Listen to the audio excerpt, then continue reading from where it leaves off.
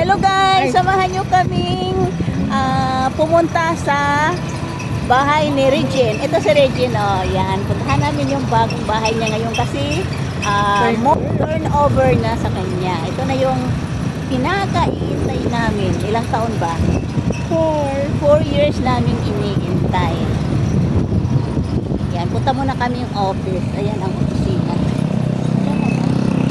Apat na taon din namin iniintay ito kung kailan ma-turnover sa amin. Pero ito na. Yung iniintay namin at least, ito na. So, halika na muna tayo dito sa opisina. Baba na muna inyong lola. At ito na nga guys, pumunta na nga si Regine sa window turnover at meron ng pinapirma sa kanya. Happy yarn. At syempre ako bilang nanay, happy rin ako sa na-achieve ng ating anak. So ayan, mag-wait lang muna tayo habang hindi pa siya tapos. Ako ay uupo lang muna dito sa tabi habang inaantay ko siya. Ayan.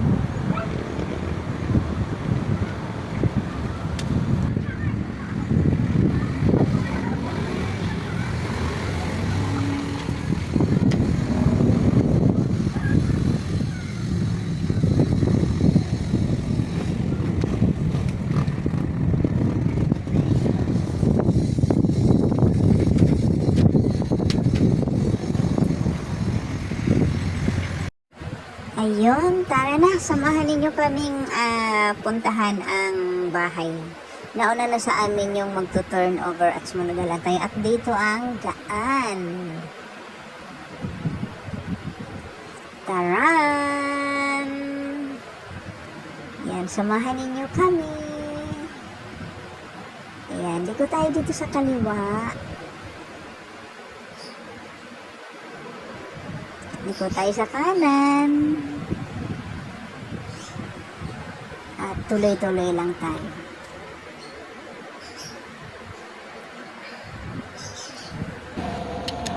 Aray ko.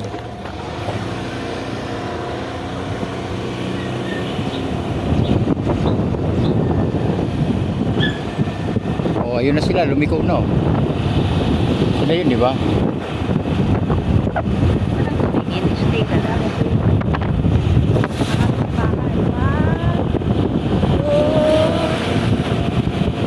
Doon, di ukampo yung street ako. Di ukampo po ikaw, di ukampo. Di ukampo. Ayun, di ukampo. Oh. Saan ka pupunta? Di ukampo, baka Di ako. ukampo. Tinandaan ko yan. Ayan. Di ukampo street.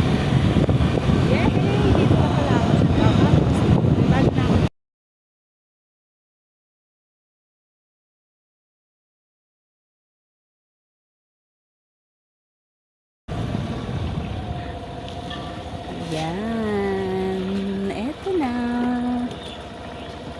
Baba, ikaw kaya ang unang bumaba, ikaw yung malaki. Naku, mali pa yata ma'am nadala yung suso. Ito na.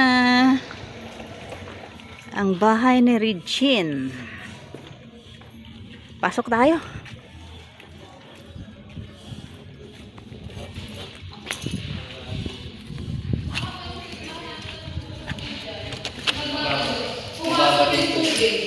Ganon. Tadan! Ito yung kabuuan ng bahay. Wala pa nga siyang kaano-ano. At ayan, meron lang siyang maliit na lababo.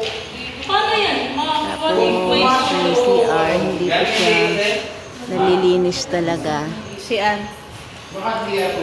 At yung CR, hindi pa natin nalilinis. Linisin na lang yan. Yung bahay na to pala, ito ay paririntahan namin. So, ayan. Ayan lang yung kanyang floor area. Inspection lang muna kami. Ayan. So, happy naman. Nakakatuwa lang na meron ng bahay si Richard. Tara, dito tayo sa likuran. May makikita tayong gripo dito. Pwede tayo ditong maglaba.